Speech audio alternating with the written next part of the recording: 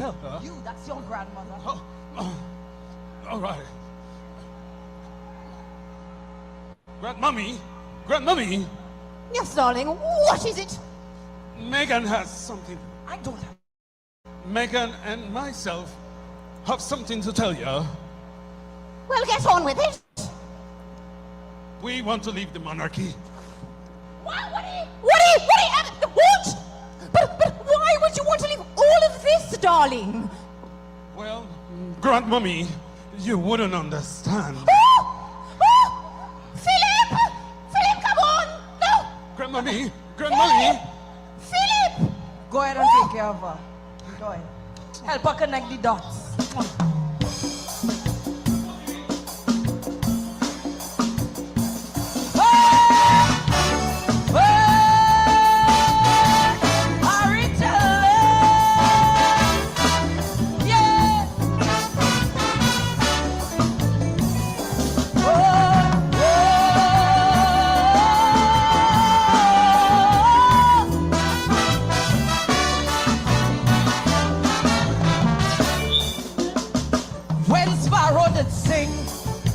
About the white meat and thing, man them start to fret like he never eat a dark meat yet. But if ever you lack the understanding of once you go black, in the pages of history will document Harry's testimony. You know why? The prince gave up his money, the prince gave up his throne, the prince gave up his power. Why? Just for dark meat alone. The family goes sour. The queen, she might sin she soul, but the mother go proud when he's singing out loud. What? Dark meat to the world. Harry, tell them once you go black. Tell them you'll never go back. Tell them once you go black, you'll never go back. The haters on social media say that Harry will soon regret, but they will never understand why he leaving, because they never eat a black meat yet. Hey! Harry, tell them. Oh, Harry. Oh, let's say it. Go, Harry. Go, Harry. Go, Harry.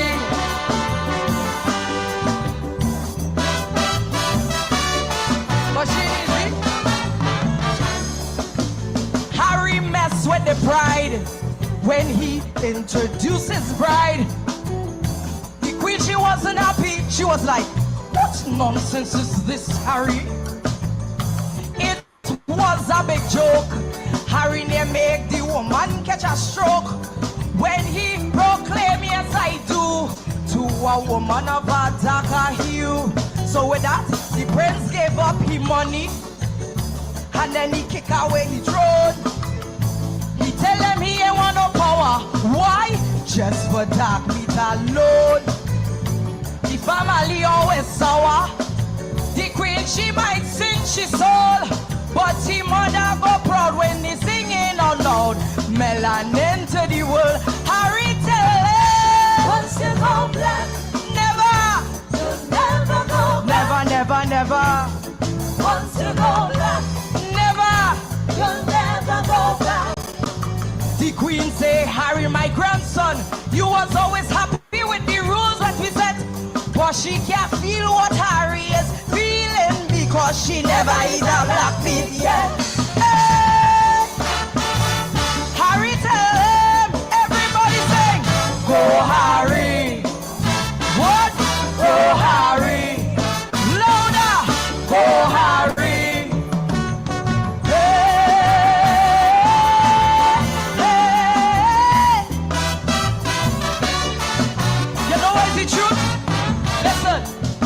It's Harry who made the call. He said, not my wife at all. It still makes him shudder, the way the people treat his mother. So Harry decided to live his life colorblind. Well, he raised some eyebrows for sure, when they saw his Rasta mother-in-law. So king gave up his money, the prince gave up his throne. The prince said want no power. Why? Just for dark meat alone. The family done sour, and the queen she might sing his soul, but the mother go proud when he singing out loud. Yes, dark meat to the world. Harry what? You'll never go back. Never, never. Once you go black, you'll never go back. Harry brother say that he's appalled, disappointed, confused and upset, but he cannot relate, so he married a kid, so he never eat a black meat yet. Never. Say, go Harry, louder. Go Harry. Share my husband on. Go Harry. So with that, the prince gave up his money, and then he kick away his throne. He tell them he ain't want no power. Why? Just for dark meat alone. The family always sour. The queen she might sing she soul, but the mother go proud when he singing out loud. Melanin to the world. Harry tell him, once you go black, never, you'll never go back. Never, never. Once you go black, you'll never go back. The queen say, Harry, my grandson, you was always happy with the rules that we set, but she can't feel what Harry is feeling because she never eat a black meat yet. Hey! Harry tell him, everybody sing, go Harry. What? Go Harry. Louder. Go Harry.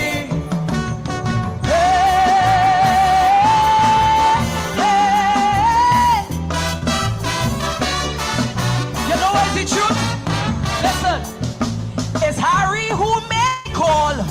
He said not my wife at all. It still makes him shudder the way the people treat his mother. So Harry decide to live his life colorblind. Well, he raised some eyebrows for sure when they saw his Rasta mother-in-law. So king gave up his money, the prince gave up his throne. The prince said want no power. Why? Just for dark meat alone. The family done sour, and the queen she might sing she soul, but the mother go proud when he singing out loud. Yes, dark meat to the world. Harry said, what? You'll never go back. Never. Once you go black, you'll never go back. Harry brother say that he's appalled, disappointed, confused and upset, but he cannot relate, so he married a kid, so he never eat a black meat yet. Never. Say, go Harry. Louder. Go Harry. Share my husband on. Go Harry. Go Harry.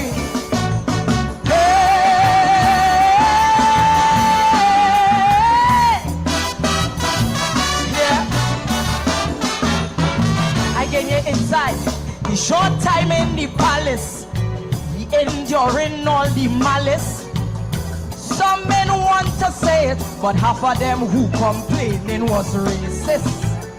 They thought that Harry wouldn't have gone as fast to marry, but the power of this black beauty make him go down on not one but on his two knees. So the prince gave up his money, and then he kick away his throne. He tell them he ain't want no power. Why? Just for dark meat alone. The family still in shock, and the queen in pure misery. But the mother go proud, cause Harry is now contributing to black history. Harry said, once you go black, never, you'll never go back. Never. Once you go black, you'll never go back. Harry say, my love, clothes. Let we ship out with no regret. Cause these people can't grasp why it's so finger licking me. Cause they never eat a black meat yet. Hurry, go Harry.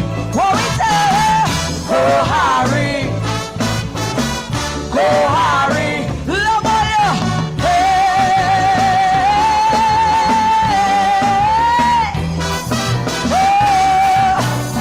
They want no power. Why? Just for dark meat alone. The family still in shock, and the queen in pure misery. But the mother go proud, cause Harry is now contributing to black history. Harry says, once you go black, never, you'll never go back. Never, never, never. Once you go black, you'll never go back. Harry say, my love, pack your clothes. Let we ship out with no regret. Cause these people can't grasp why it's so finger licking me. Cause they never eat a black meat yet. Hurry, go Harry. Go Harry. Go Harry. Love all you.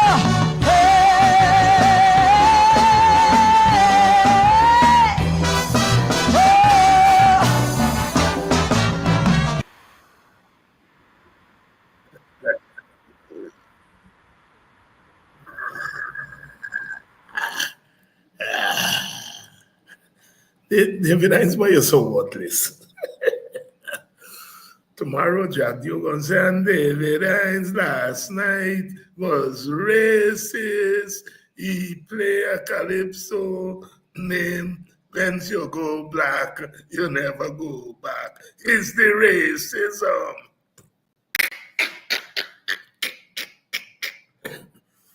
Go Harry. When I taught this to my students, they give the calypso their own name. Go Harry, you know, little white boys and girls and black Americans and Hispanic and Native Indians. Go Harry! Yeah, they love it bad. Oh, why you all so racist? Never eat a black meat yet. And once you go black, you never go back. You all are very racist. We don't want those things to be sung in Guyana. We are one Guyana. Lotila.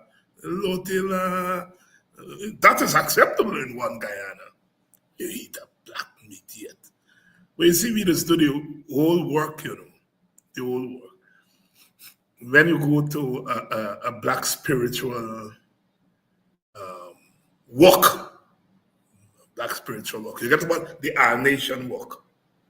You bring up the Amerindian spirit, white spirit, Chinese spirit, Portuguese spirit, Indian spirit, African spirit, you know. Very democratic religion we come from. Our nation walk. And then, of course, you get the nation walk, which is the African walk. So you can get the African walk, and then you can get the Our Nation walk. But it is very instructive that we just do the Lotila in my own Calypso Soca language, and we just do go Harry. Once you go black, you don't go back. We just do everything.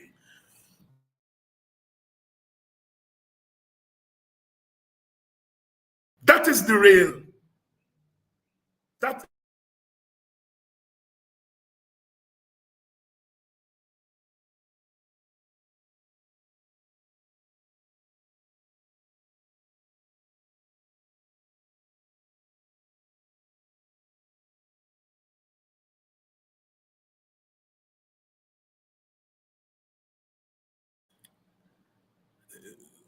when I was in primary school, St. Anthony's RC School or Roman Catholic. We had a headmaster, Mr. Seaford, Fred Seaford. When you see the school bell ring, he did the gate. And he ready with he belt or he welcame. And he ain't stopping you one by one for give you lash. He had pelt lash and you duck and you bob and weave for see if you go miss. But I never saw anybody so skillful that they didn't get lash. They didn't get lash. He was very skillful. Mr. Fred Seaford, all you boys there, all you boys there, all you boys. He was our headmaster when I was in primary school. And then he came back later. After he retired, he came back later and taught at the multilateral school. Those men and women were real educators, true teachers. We really don't give the teachers the respect that they deserve. Of course, times have changed, but nothing has changed as far as the profession is concerned. Preparing the minds for tomorrow, preparing the minds for today, and prepared the minds for yesterday.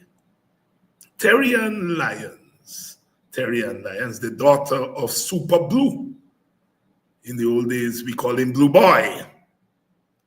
Those of us who remember Ethel and Rebecca and Soca Baptist, well, it is his daughter that sang Megan, My Dear, but as my students said, no Megan, My Dear, Dr. Hines. The name of the song is Go Harry! Go Harry! Oh boy. What a world that we have contributed to. We have made a contribution as Guyanese, as West Indians, as African people, and we continue to do that. Please share the link and let everyone know. The palace, we enduring all the malice. Some men want to say it, but half of them who complaining was racist. They thought that Harry wouldn't have gone as fast to marry, but the power of this black beauty make him go down on not one but on his two knees. So the prince gave up him money, and then he kicked away his throne. He telling me he want no power. Why? Just for dark meat alone. The family still in shock, and the queen in pure misery. But the mother go proud, cause Harry is now contributing to black history. Harry said, once you go black, never, you'll never go back. Never. Once you go black, you'll never go back. Harry say, my love, pack your clothes, let we ship out with no regret. Cause these people can't grasp why it's so finger licking me, cause they never eat a black meat yet. Hey! Harry say, go Harry, what we say? Go Harry, go Harry, love you. Hey! Here's what I love about all of this. Of course, the Calypso is about the story of a member of the revered monarchy marrying a black woman. And that's the story. But Terry Ann Lyons, of course, as we do in Calypso, we use the story to say something. We use it to tell something, and to tell a story of racism in the world, And that is the big story. That is the big story. There, she's using the story of this marriage to talk about racism. And in that sense, she's talking back. She's saying, you try to belittle Black people. You enslave us. You colonize us. You said we were not human beings. But here we are. Here we are. Celebration of Black womanhood. Celebration of Black womanhood. That's what the Calypso is also about. So it's pointing out to now turning racism back, but Black womanhood. And she exercises the freedom to use her body to tell that story. They will never understand it that now Harry is contributing to Black history, and she uses her body. White people and maybe other non-Black people say, oh, well, she's gyrating, she's winding up. She's winding up. She's talking about the power of Blackness and Black womanhood. And she's talking back to whiteness and anti-Blackness,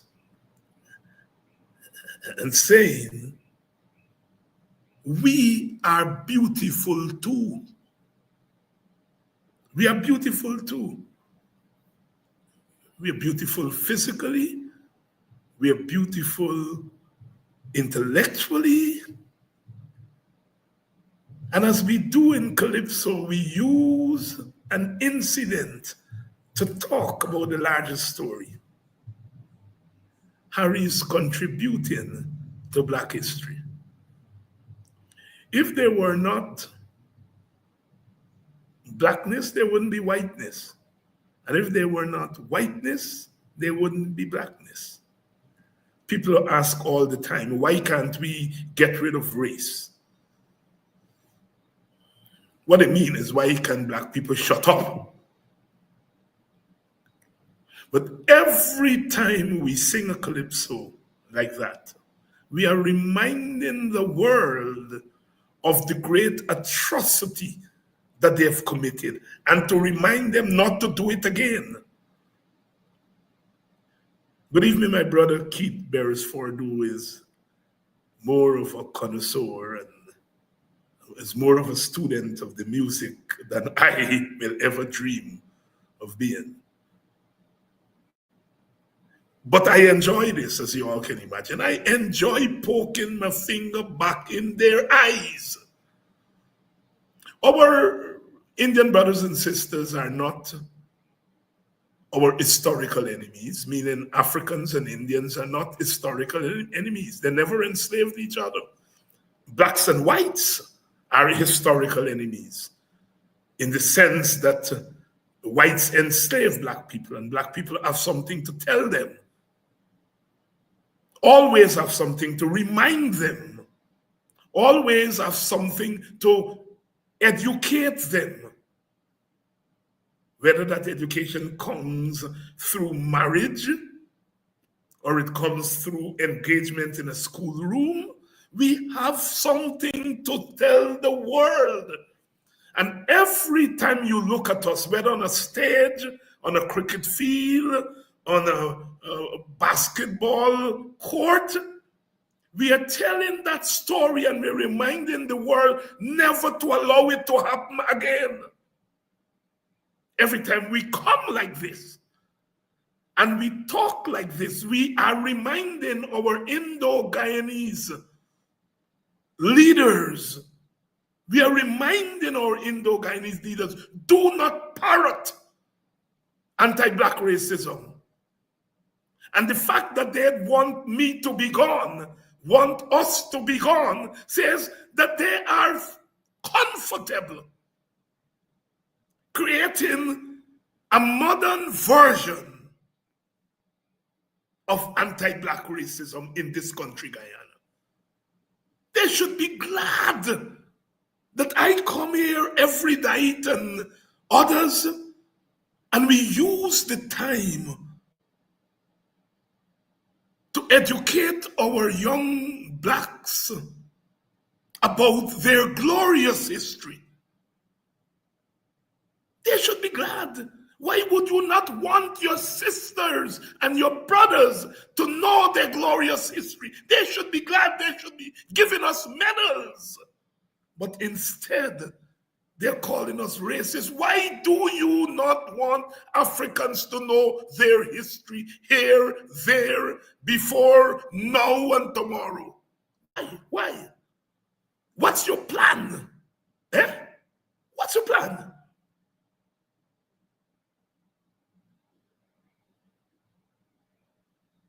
Bob Marley said, I don't want my people to be tricked by mercenaries. I don't want my people to be contrary. I don't want my people to be tricked by mercenaries. Because there are mercenaries going around with pennies from the government purse and trying to trick my people. Trying to turn my people into mercenaries. They can go and kill their own. That's what they're trying to do in Guyana. And we will not let them do it. That's why they don't want us to talk like this. Because when we educate ourselves about our glorious history and about this identity, we are also educating the rest of Guyana. I don't want my people to be tricked by mercenaries.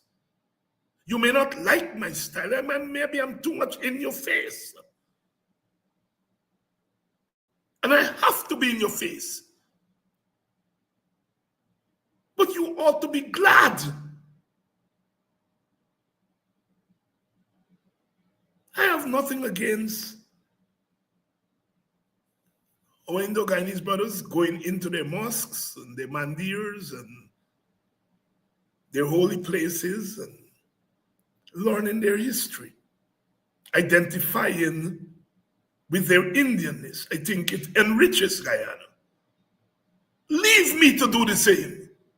Leave the Amerindian chiefs to do the same. Leave us to do the same. Why the hell are you telling us about a one Guyana which is talking about a one dominant Guyana dominated by the elites of one ethnic group?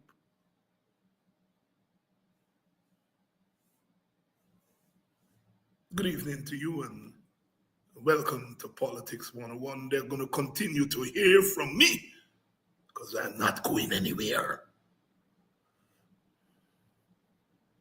From the east to the west, to the north to the south, so long as there is life. I'd rather do this than to sit up in the National Assembly and chat nonsense and call people names. I can call names. As people say, meet me at Buxton Line Top and we're going to talk. We're going to call names there.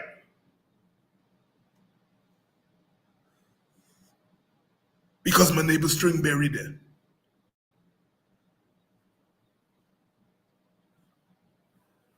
Good evening. Be unstopping. We have work to do. Our people are stumbling. Our people are stumbling. And we have to lift ourselves up. The Calypsonians say, lift yourself up, dust yourself off, and start all over again. In this case, we don't have to start all over again. We just have to turn our minds away from the mess and turn them in the right direction.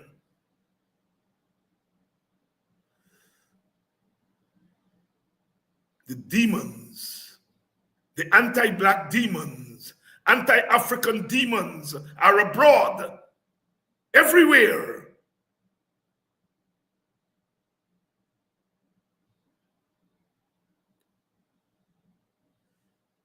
That's what they're trying to do. We're not going to let them do it. Good evening to you and welcome to Politics 101. It's a Wednesday night in the middle of the week. And we are bearing witness. We are doing it in the morning, Kedaki Guyanese morning time. We are doing it in the midday. Mr. Paul Sloan, Mr. Conway, come on. And Cheryl, that's his morning thing. And we're doing it in the evening and night. A little bit more is always better. A little more oil in my lamp. Keep it burning. Keep it burning till the break of day. Burn, keep it burning. Got serious work to do and we're going to do it. And we're not fearing anybody. Fear is a sin. Fear is sinful. Fear is cowardice. It was the Mahatma himself, Mahatma Gandhi, who said, if I had a choice between violence and cowardice, I will choose violence, not cowardice. And he's the prince of nonviolence. But he wasn't saying that I want to commit violence. What he was saying is that if I have a choice between the violence of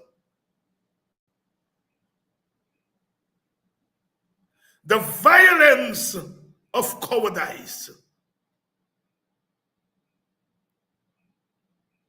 and the violence of the other kind of violence, I will choose the violence of the other kind of violence. I will not choose the violence of cowardice. Cowardice is violent, more violent than what we call violence, going on the streets and demonstrating and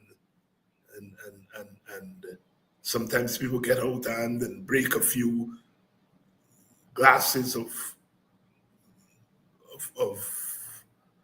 buildings and stores.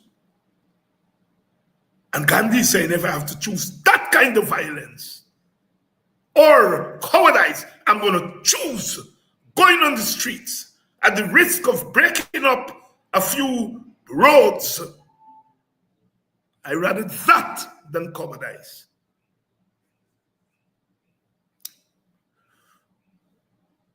They may have succeeded in beating us off the road for a minute.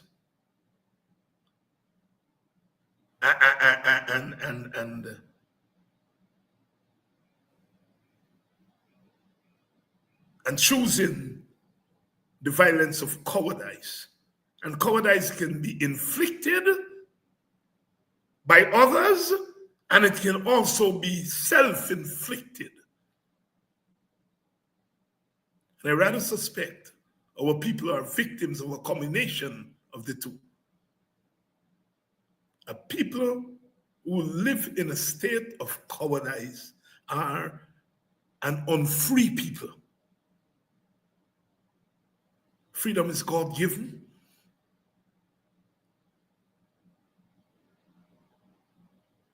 Or given by our ancestors. And our governments are charged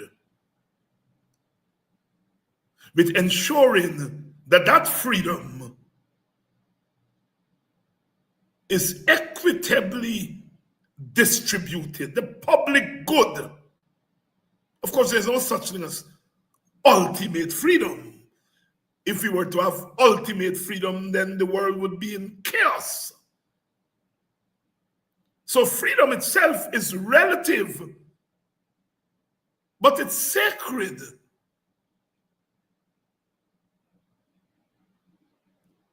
We can put freedom down on a piece of paper, our constitutions. We can put it there. But that constitution means nothing if, along with the constitution, those who are entrusted with power are prepared to honor the constitution. So we need the constitution because we need to make it explicit the rules and the laws that bind us together as a nation. But we need men and women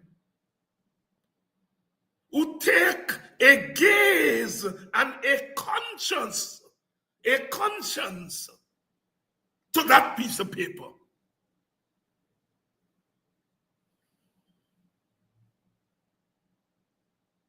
We are moving on and we are talking back. I refuse to be silenced. You can't silence me. As the black stallion said, how many times must a man die? I died on the shores of Africa. I died on the plantation. I died in 37 with Butler and Cipriani and Critchlow. I died in 1966 at Independence Time. I died. How many times can a man die? And every time I die, I survive. Every time I die, I survive.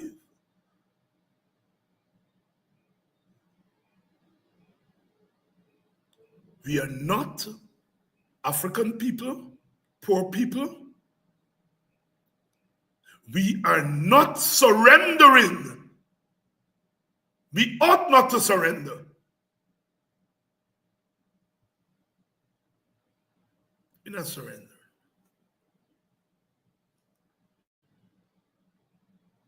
David, why can't you talk about class?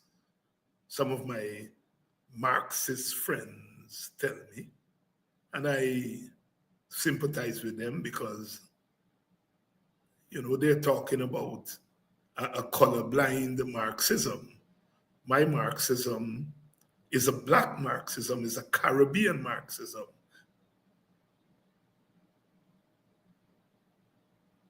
And Marxism is simply a critique,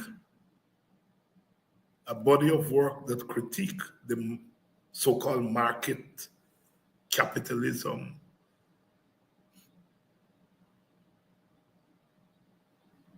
I too want us to get more from our oil wealth. It's imperative. But I also want what we get to be shared equitably. It's not one or the other, it's both.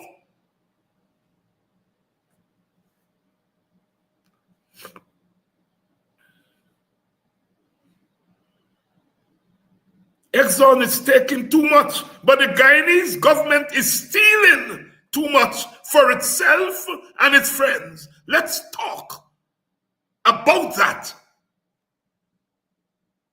I have less power to stop Exxon from stealing, but by God, we have more power to stop these jagabats, to borrow from Brother Sherrod, to stop these local jagabats from stealing the little that we are getting. We have more power to stop that than to stop Exxon.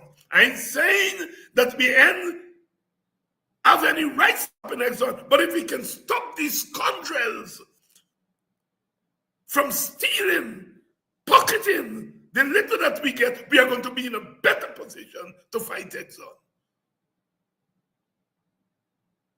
Let's talk. Let's talk. Because Jamaicans say, me mouth for me. Me mouth for me. We Guyanese say, if you get mouth, open them and talk. Not step up your Me mouth of me, that's what Jamaicans say. We in Guyana say, me mouth na left me mama. And you know what? Same all too, same meaning. Me mouth na left me mama thing. Some people say, too much of talk, David. We need action. Talk is action.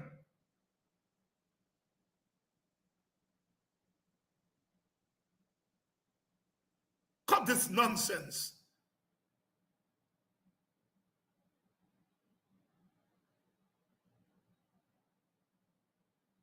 Cut this nonsense about too much of talk. God give you a voice to articulate your aspirations, and you're making people muzzle you. Martin Carter said the mouth is muzzled by the food it eats. They give you a little job, you get a job with the government, they pay you a little bit of 100,000, 120,000 and tell you you cannot say I am. What are we talking about? I'm aiming this at people, but it's also aimed at all peoples in Guyana who are oppressed. Amerindians, poor Indians. But I cannot for them because they have not asked me to speak for them. That people have asked me to speak for them is all you send me to school. Or all you give me the opportunity to read some books, to study our history. And you all don't have to say, David, you know, no, the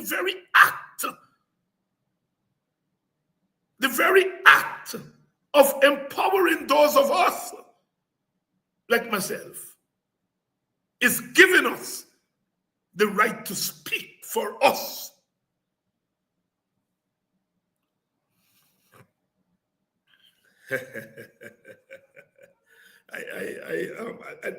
I love this, you know. I think I'll share it. I don't, as you know, sometimes it becomes overwhelming, and I don't always get to all the mails, but I'm getting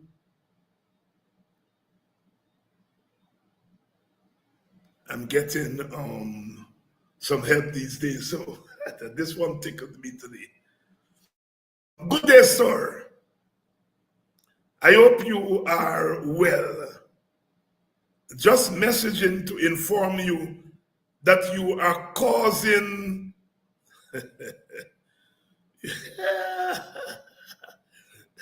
just let you inform me that you are causing change in my marriage. I migrated to Guyana to be with my Guyanese husband, but every night when he should be in bed with me, he's glued to the television watching you and your program. He sits on the living room couch until your last sentence. He neglects his children too.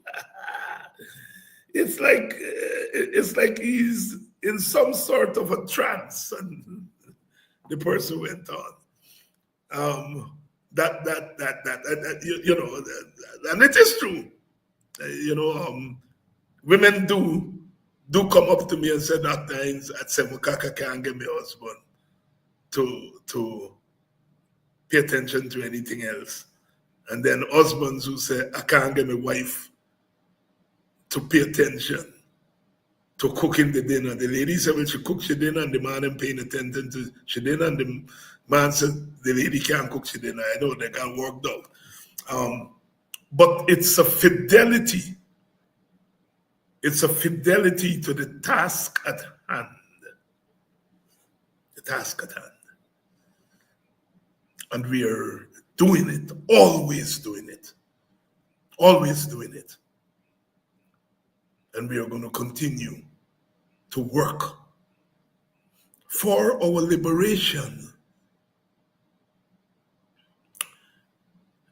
There are lots going on. Everybody's on the Mohammed thing and so on. And I like what Henry Jeffrey said last night, that there's collusion between the Mohammeds and the government. And he explained that that collusion is not always a kind of overt collusion, but the very logic of our politics has taken us to collusion. And he made the observation that it is the Mohammeds that cause the PPP to get the chairmanship or vice chairmanship of Region 4 for the first time. It's the logic of the vote for the Mohammed that took us there.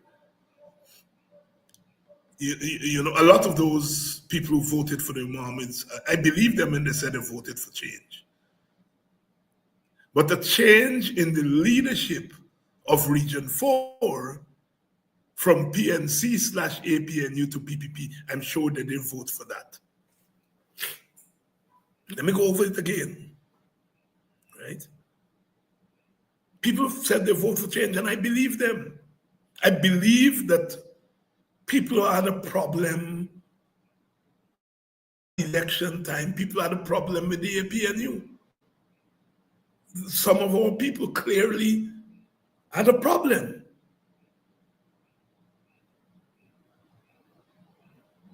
They weren't enamored of the APNU. And I don't want to say PNC because all of us have to take responsibility. It may be the PNC because they're the largest party, but all of us, clearly, our people had a problem with us. And they have a laundry list of problems that they had with us and maybe still have with us. And they felt that migrating their vote elsewhere, not to the PPP, but elsewhere, is the perfect rebuke for us. They don't want the PPP. And some of them maybe don't want us. And they diverted. And they weren't doing that to put the PPP in the saddle. If they wanted to put the PPP in the saddle, they would go and vote for the PPP. So in voting for Mohammed, African people and Amerindian people, I am sure, were not going and say, I'm voting for you, Mohammed, because I want the PPP to get 3 extra seats. I want the PPP to control Region 4. I want the PPP to have the last decision on who controls Region 10. No. But there are what is called unintended consequences. And the unintended consequence is that the thing that you voted against, you end up causing to happen. You end up giving PPP more power. 9,000 votes, but 3 seats. 3 seats in this last election is equivalent to about 20,000 votes, 21,000 votes, because I think the breakdown was about 6,800 per vote. So the PPP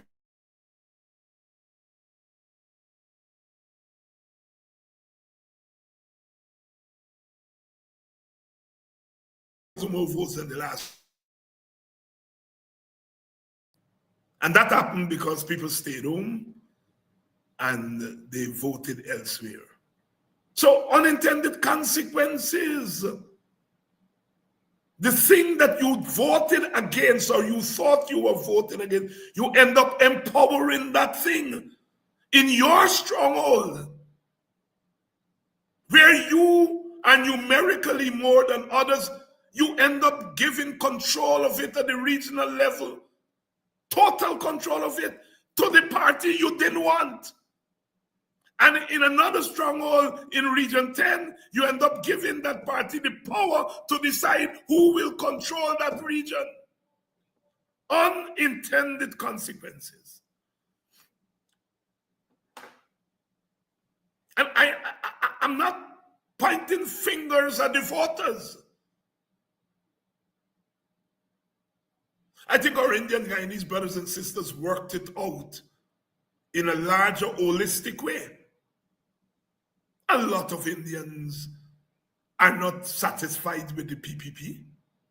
They're not. They're not satisfied with what the PPP is doing in their name. They're not.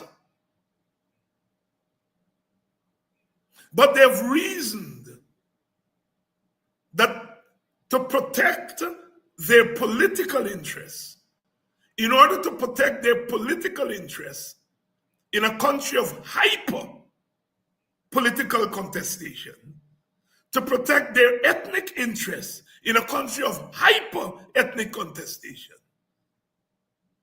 the PPP is a better choice.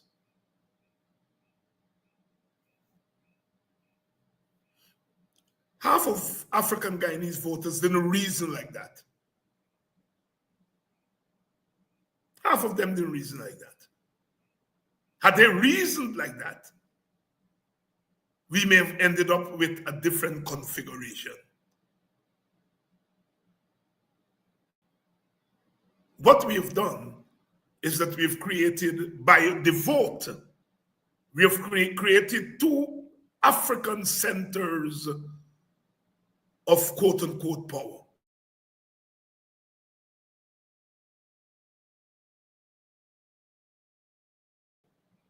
When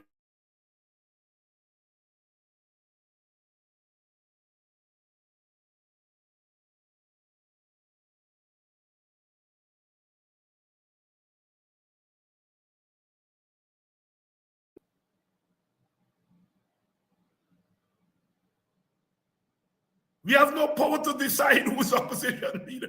We fighting Win and AP, and you fighting Mati, and not the parties, but their surrogates and their supporters on social media, fighting Mati down every day. But neither of them got the power to decide when the opposition leader will be chosen. It's about power, stupid.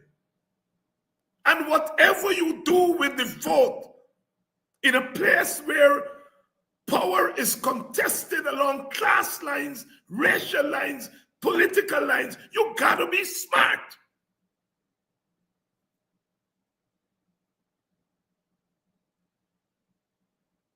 I knew when they went after me because I perhaps was the only public voice in a partisan way.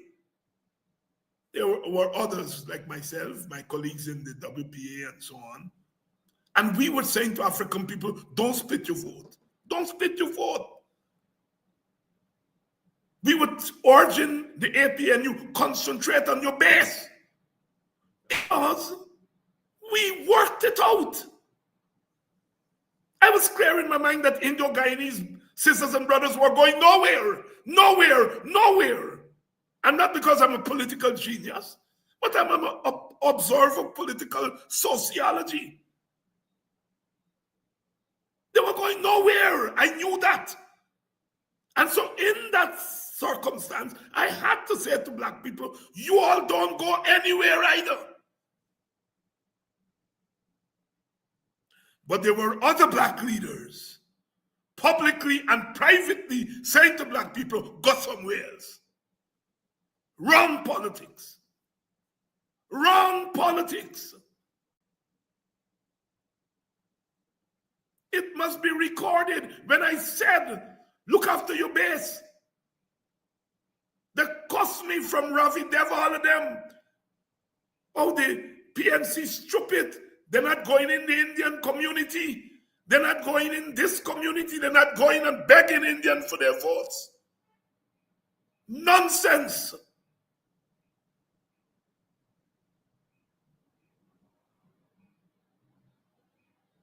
You all know Sparrow bestseller.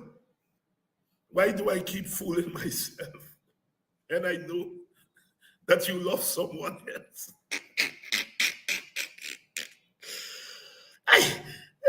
Why do I keep fooling myself?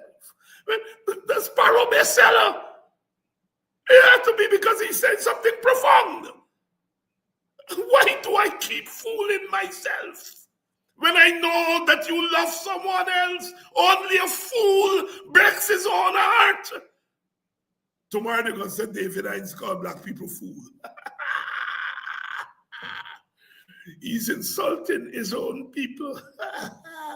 Write him and carry him to the ERC because he quotes Sparrow said, only a fool breaks his own heart. That's the stupidness that comes from sections of our elites.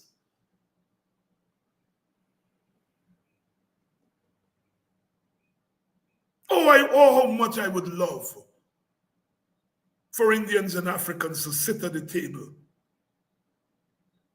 their leaders to sit at the table and run our country, govern our country. That is my dream. My dream is to see Africans and Indians and Amerindians, Chinese and Portuguese and mixed people, that we all sit at the table in the spirit and the lesson of Arthur Lewis, that all those who were affected by a decision must sit at the table and make the decision. That's the democracy that I believe in. A substantive democracy.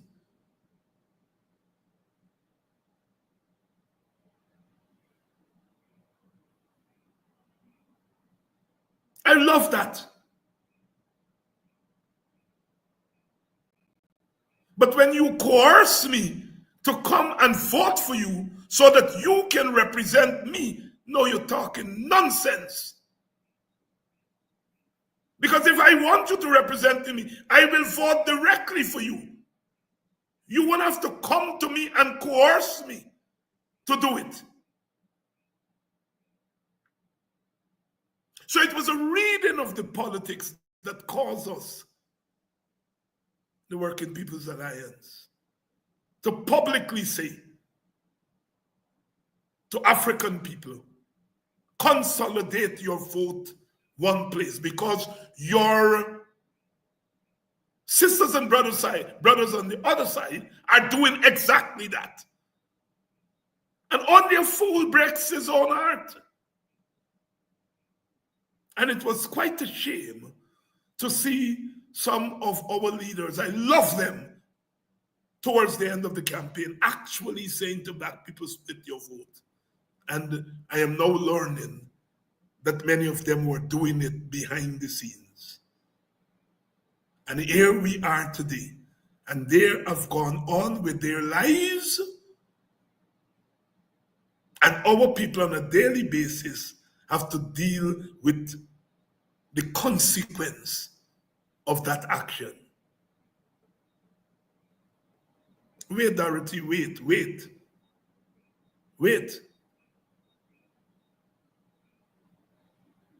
Black Stallion said, wait, Dorothy, people want me to sing smut and sing about Dorothy, dress up in short thing and winding up. But when I look around the world and see Mr. Divider not dividing the bread equally, I say, wait, Dorothy, wait. And when Mr. Divider could divide the bread equally, all are we going to hold on to Dorothy and jam up and rub up? Profundity from the poet Calypsonian. Profundity.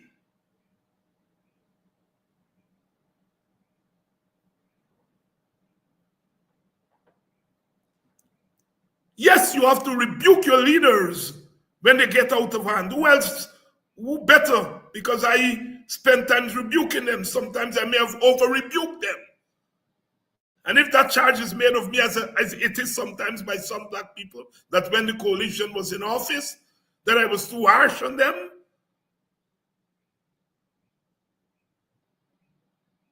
But when 2020 came, I didn't bolt and go anywhere. I stayed with them, despite my criticism of them.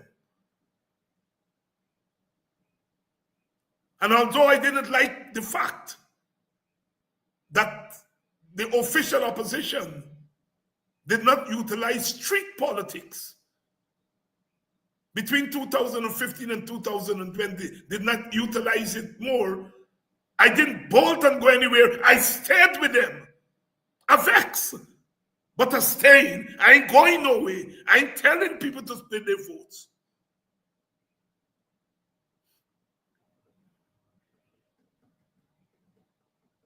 We have to think these things through. And we have to educate our people. No, there are any number of reasons that the people who migrated from the APNU and took their vote elsewhere, there are any number of reasons that they cite. The one that they cite that the rest of them don't want to talk about is the one that says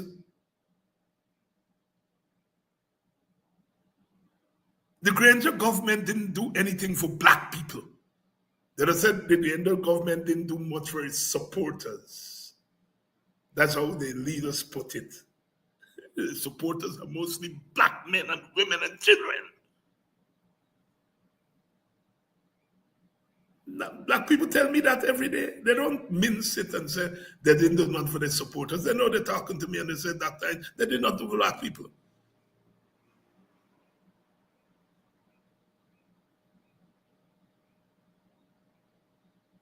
They refuse, we refuse to talk about their blackness and what blackness means in Guyana.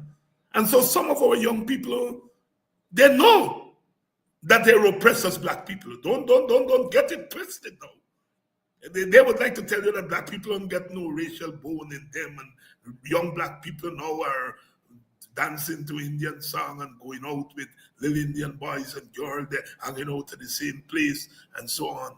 Of course they're hanging out to the same place. I don't get to the club now a big.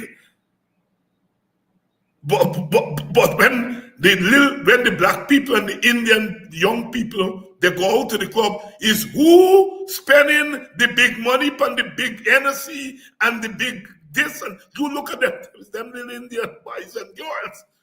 Black people, the black friends ain't got no money to buy them big liquor and go to them big place. They're there as unequals. So don't get it twisted. They understand what it is to be black. What we didn't do enough of is to tie that understanding of the nature and the condition of black people to the vote. That's where we fell down. I'm going to tell black people know.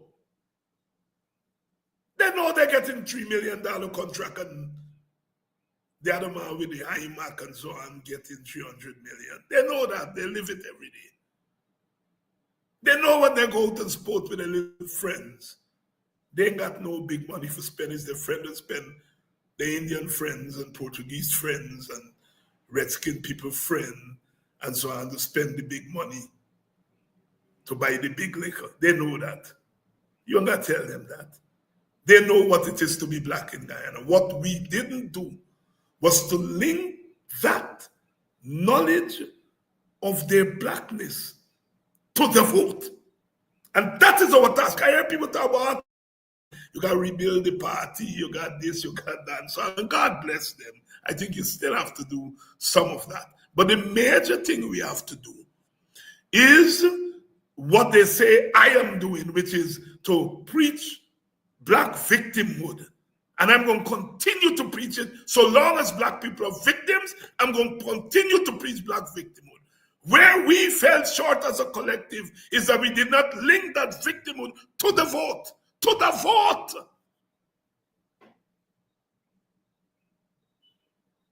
And that's the task we have before us, brothers and sisters. We talk about the vote as something separate from the apartheid in this country, the economic apartheid, the racial apartheid. We talk about them separately. What we have to do is to link them. Are we going to use the vote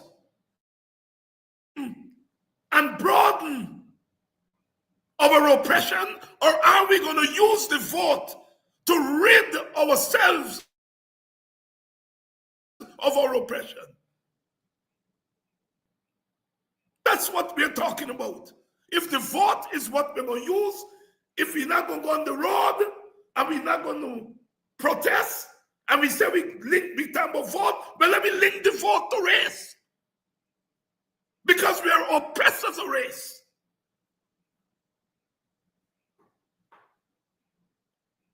The black elite has to stop being cowards. Because if you are a coward and you're the leader, your followers are going to behave in ways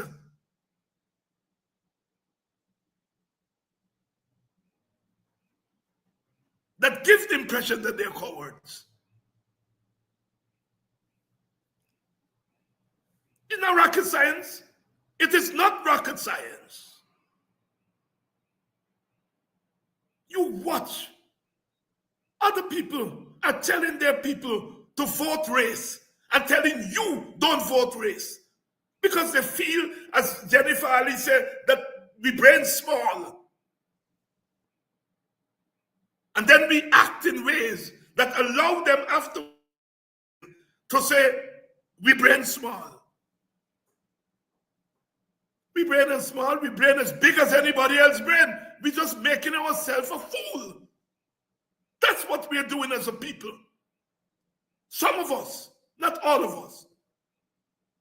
Most of us are innocent. We acted innocent on September 4th. But some of us are just playing the fool. What on earth do you expect when you split your vote? All you're doing is, instead of bringing second, you split the vote, you bring second and third. Here. I get silver, I get bronze. Who get the gold?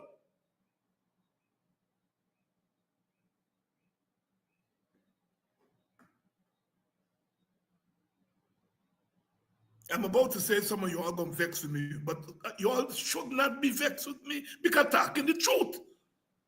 I'm speaking the truth.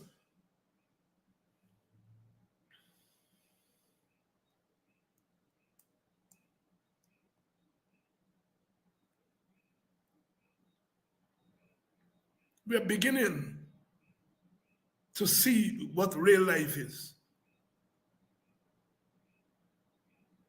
In a couple of weeks, we're going to be throwing ourselves over one another for $100,000. And the APNU said they would have given you by law from 500,000. We in the WPA were at the other extreme. We were saying $1 million. As we got in power, we would have worked it out somewhere between the 500,000 that the APNU, the PNC was saying, and the 1 million that the WPA was saying, and you all would have had a Merry Christmas and then some, because you would have get some left over for go and put on the piece of land that you get called for and you won't get the money for pay for. Or you pay for the land and you get it there, you can go now and start building.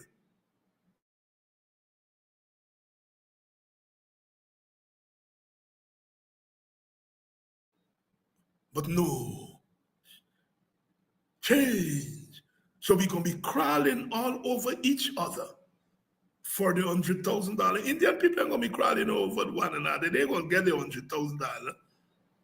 But they know that on top of the 100,000, they're going to get the big hampers with another 200,000 inside for Christmas. It's trickle down. But it's a bigger trickle down is 100,000 plus the hamper with a 200,000 inside.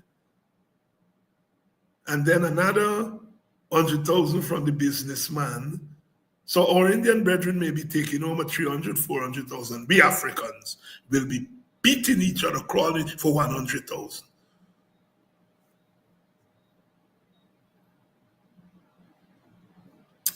That's what we've reduced ourselves to by the vote.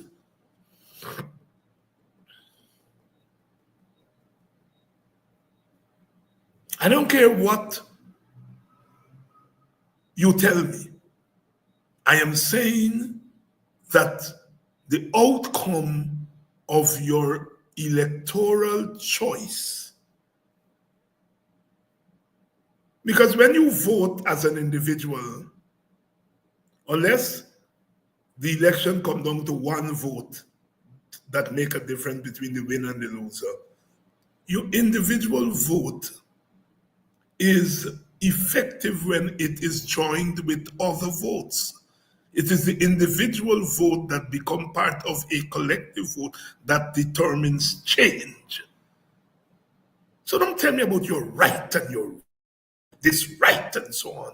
Rights are collective.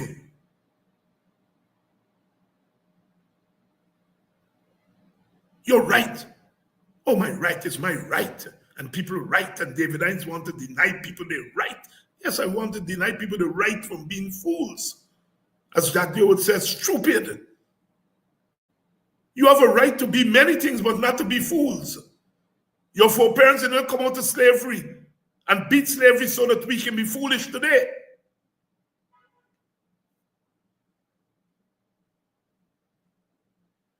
And I want you all to watch yourself.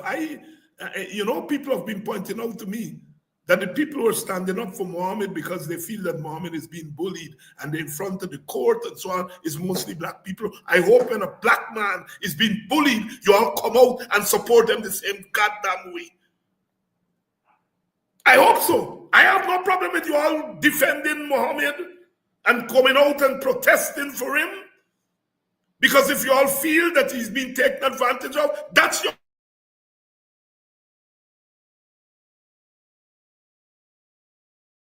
collective. And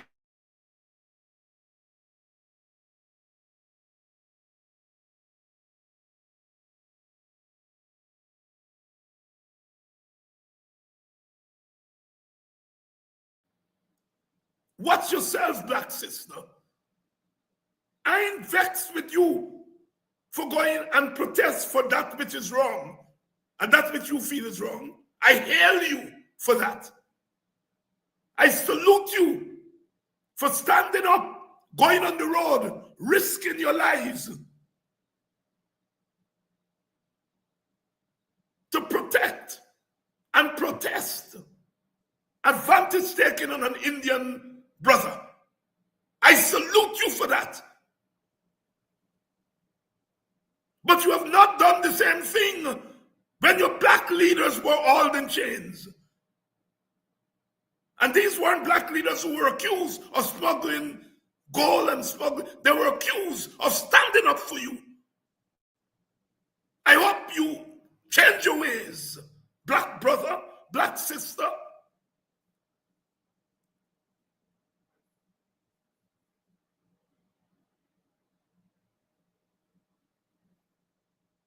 Why must the beast always overcome the beauty? You all know the story of Beauty and the Beast. Why must the beast always overcome the beauty? You are beautiful. But sometimes you make some wrong turns, my brother. You make some wrong turns, my sister. And I'm here to help you straighten the wheel. It is not just about the road taken. It's also, as Robert Frost says, the road not taken. September 1st was not only about the road Africans took, or the road Indians took, or the road Amerindians took, but it's also the road not taken.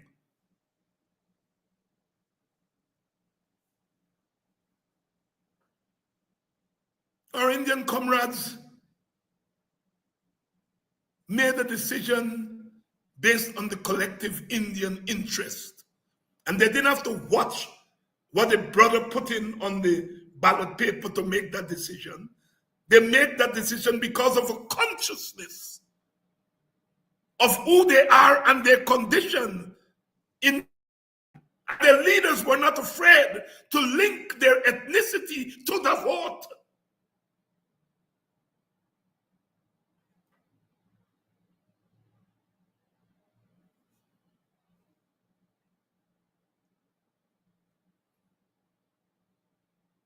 to the vote.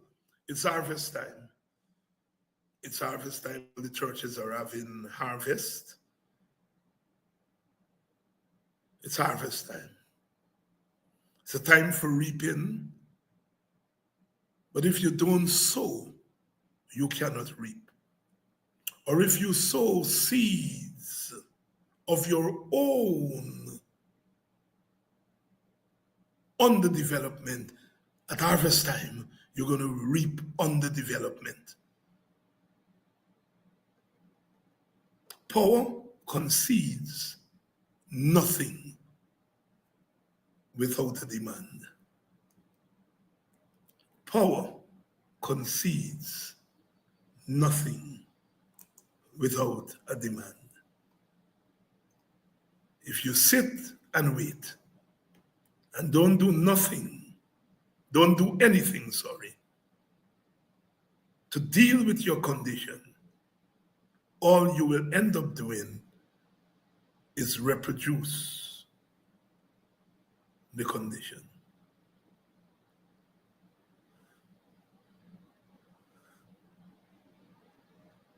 Are we there now?